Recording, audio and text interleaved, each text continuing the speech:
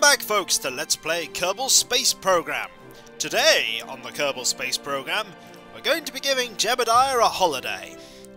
And that does not mean I'm taking him to the moon. Oh no. People have been saying that Jebediah should be spared the destruction of death. We shall do this by building a rover. We shall send an unmanned rover to the Mun. Originally I was thinking that I was going to send something in orbit of the Mun, but I've been doing a lot of practice recently with this game. So, hopefully, I'm going to be not bad. Oh, that's totally the wrong engine. And I've actually developed a ship that I think can do this. I've been practicing, and I've designed a rover that can do this. It's not a great rover, I'm going to be honest. It's lacking. It's not a rover designed for manned travel. We're not going to get any awesomeness out of it. However, we do want a battery. Inherent reason why we want a battery on this thing, because we're sticking lights on it. Yes, we are, and we're also sticking solar panels on it too. People have told me that these things generate energy. It's not strictly true, they have energy stores, as far as I've gathered. I'm probably wrong though, but I love to have redundancy. Redundancy on these things for me is key. If you have redundant systems, if something goes wrong, you have something that will be a backup. So the fact that this is unmanned means that no Kerbals will be on this. You could now actually put the capability, for instance, to stick some Kerbals onto this. You could even put a Clampatron on, which would then allow you, I think, to...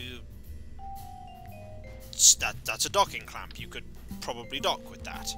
But I'm not... Oh, this isn't going to dock with anything, so we're not worrying about that. So right now we have a single engine. That's all it's got to do. One engine. And it has 4 docking legs and all that. Doesn't need an SAS this stage. This stage, however, does. It's the stage that I shall be doing most of the thrusting with, and I've been experimenting for a long time with a different engine I normally don't use, and that is the LVN atomic motor rocket. Rocket motor. Getting it right, Kikoskia. Do it. So, this thing, as you can see compared to the others, I mean, if we take the rocket we normally pick, which is that one, has ISP at sea level of 320 and in vacuum of 370. It only has an ISP at sea level of 220, so this is not a rocket you use outside the atmosphere. But my word, inside the atmosphere, but my word, in a vacuum, this thing is really efficient. It is monstrously efficient. We're also going to add some aerodynamic features to this, because this ship, as far as I've gathered, yaws and spins like a bugger. So without this, it will topple out of control. There's no RCS on this thing either. This ship I found I don't think needs one, but I'm not a huge fan of it. I like having it as a very odd secondary thing, but normally I don't use it. I'm probably wrong not to. So, next step. Oh, we're going to big engines now. Very big engines. That level of big. Stuck on it, a massive, massive engine. But that's not even going to get us out into orbit. No. I know people have told me that I need to use the structural supports and have a bit of structure and then a decoupler, but I'm set in my ways on this for some reason, and this is how I'm going to do it. Oh yeah, I need 2 decouplers, don't I? I need 2 of these. You may be wondering now, how are you possibly going to get anything on the moon with this?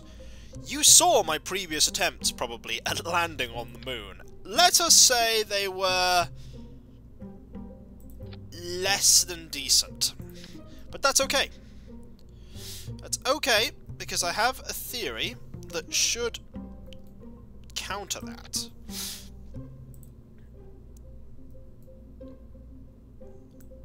Should counter my...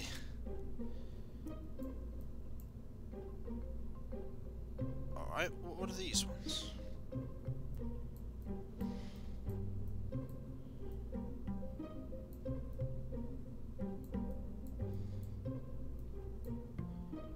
Oh yeah, there are absolutely loads of them, aren't there? There are countless of these. I'm being very silly here. So, then we stick 8 engines there. We need a lot of SAS modules here. We need 8. And this thing will not even be stable with that. This part is really going to be unstable. They need to connect to there. We need to put some space tape here. And some space tape here. This is the rocket that we are going to use to get a ship to the Mun. And most of this is going to be completely burnt up trying to get an orbit with Kerbin. Now I hear you asking, how on earth are you actually going to get the rover there? This is where it gets very silly. I'm going to stick it on the nose. Yes, the rover goes on the nose and has a separate pod, which is just that. That's a nice tiny pod. The Octo 2, which is just a flattened Octo. It's very small. And we're going to use, would you believe it, that. Oh dear word, no, just one please. Speaking of which, let's make sure we only have one of each of these too.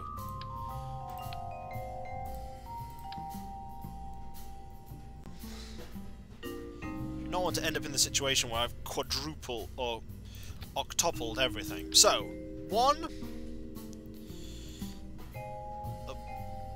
there! That, would you believe it, is actually the main strut of the lander. And we're going to stick some wheels on it. 4 tiny little wheels. We need to be very close to do this properly. Like that.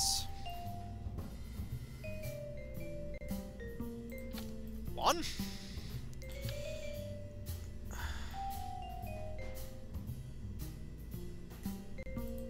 2. Gotta make sure they're pretty much... Oops, sorry. Deselected a window there. Gotta make sure they're pretty much exactly level.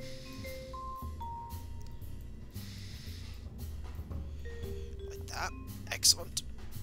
And...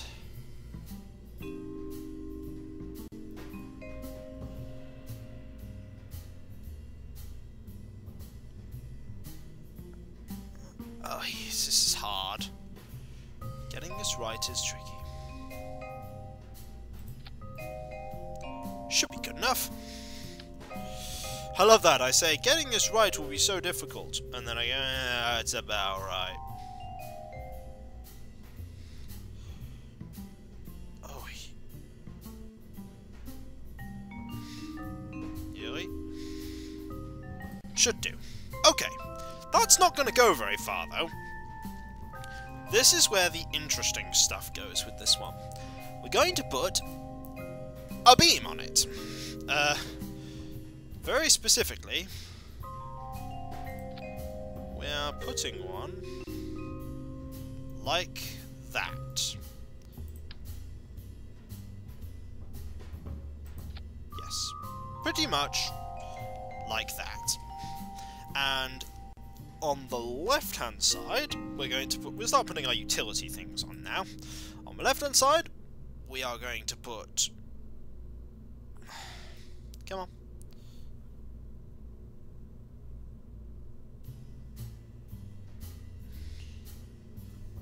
Can we turn this? There we go. 2 solar panels. Why 2? Because redundancy. That's why. Always redundancy.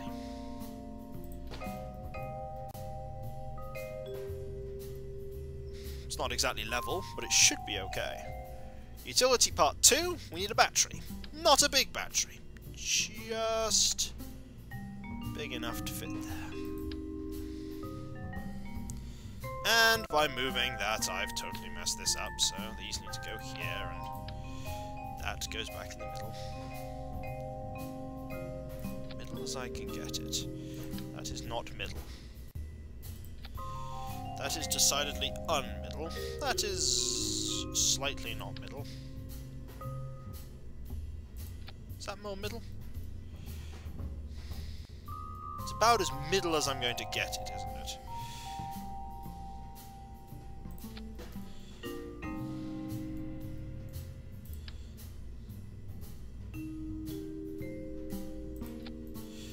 Okay. Right. This thing is nearly built. The Rover is almost constructed. It needs lights, though. And yes, you're thinking, why does it need lights? And I'm just saying, it needs lights, okay? It needs lights. This little baby requires 2 lights. 1 on each side. Because, you know, if it turns out we get to the dark part of the moon, how on earth are we going to see? The answer is, we won't. We will be completely in the dark. And I'd rather not be completely in the dark. Are those pretty much level? They are pretty much level. Right! We marvel now at the thing I have created. We dread at the thing I have created. Observe it. Be horrified at it.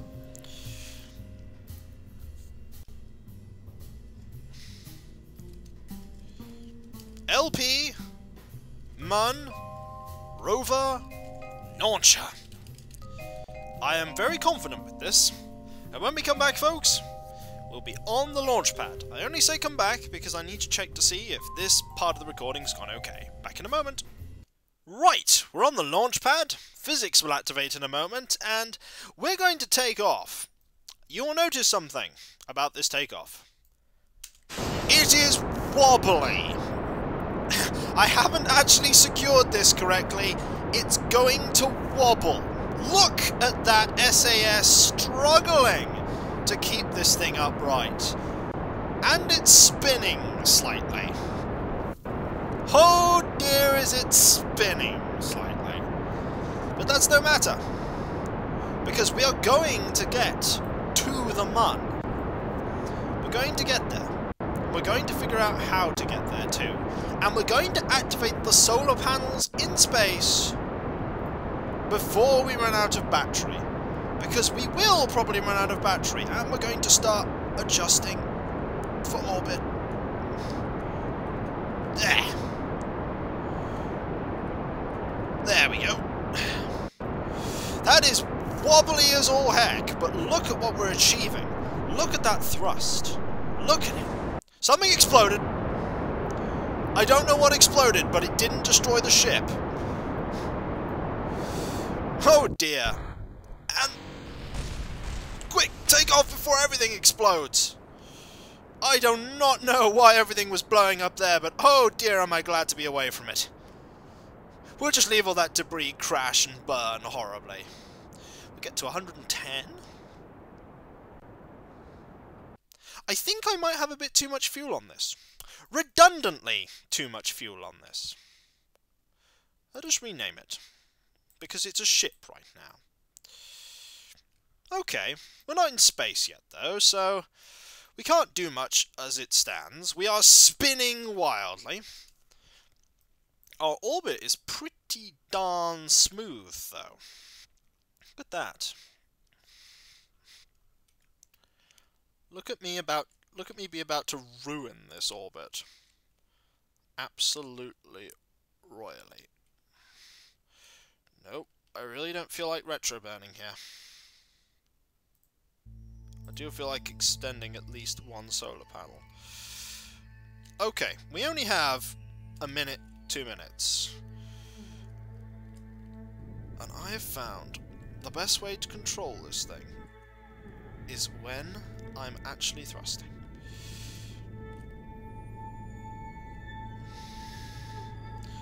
Unfortunately, I kind of have it in a situation where it's aiming down.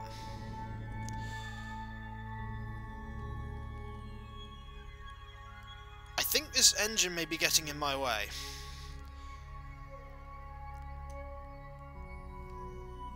But I need the engine. I need the engine to get me up there. Oh, to be at an unfortunate angle. To be at a very, very unfortunate angle. Might as well extend more solar panels, eh? Can I control better with this? Yes, but oh dear word, this is going to throw my orbit. Aha, aha, aha, there we go, there we go. There it is, there it is, there it is. There's my orbit, there's my orbit. There we go. A bit of thrust and I can control this ship better. But oh, no, come on, come on. Up, up, up. Come on, ship! God, if Jebediah was controlling this, it'd be doing so much better. There we go! There we go! Let's extend the remaining solar panels. I do not want to end up in a situation where I run out of power on this thing. Because if I run out of power on this ship, we have no way to control it. It's a bit of an odd orbit. We need a lot more power than that. We need a lot more power than that if we're going to manage this. Much more power. I've completely burgered this up. Full power. Come on. Let's get in orbit. There we go. Inefficient. Yes. But my god, did I actually need to do that. Because if I didn't do that, we probably would have crashed and burnt into the planet. We're in an orbit! We've managed this before, so we don't need to worry so much about that. We've managed orbits before. That's not important. What is important is that I get this periapsis higher. About 120 should do it.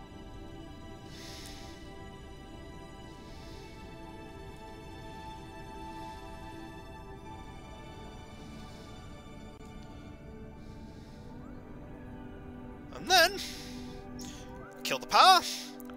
How much fuel do we have left? A fair amount. Good.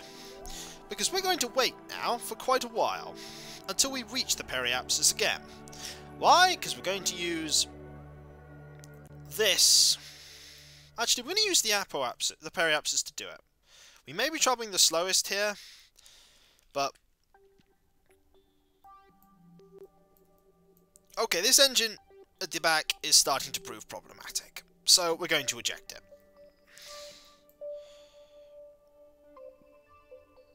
It's useful, but it's being a problem. So, we end the flight of this. Now, I know full well that if I go back to this Rover launcher, while recording, it will actually crash the game. So, I will be back in a moment once I'm back on the Rover launcher. And we're back. We're on the launcher. We have a fair amount of power. Direct sunlight to the panels. The panels are what are keeping this ship going. I'm going to activate this engine. And you will notice, now that I have removed that massive thing on the back, this thing pilots much better. You may be wondering why I have that thing there. It compensates for my own silliness. If I manage to burger up the launch, I have plenty of fuel of which I can correct it. But this nuclear engine is what I'm going to use to get to the Mun. It's the first time we've gone to the Mun, isn't it? In this this set of videos. And I thought the best way to do it would be not to take someone with us. So, we start accelerating.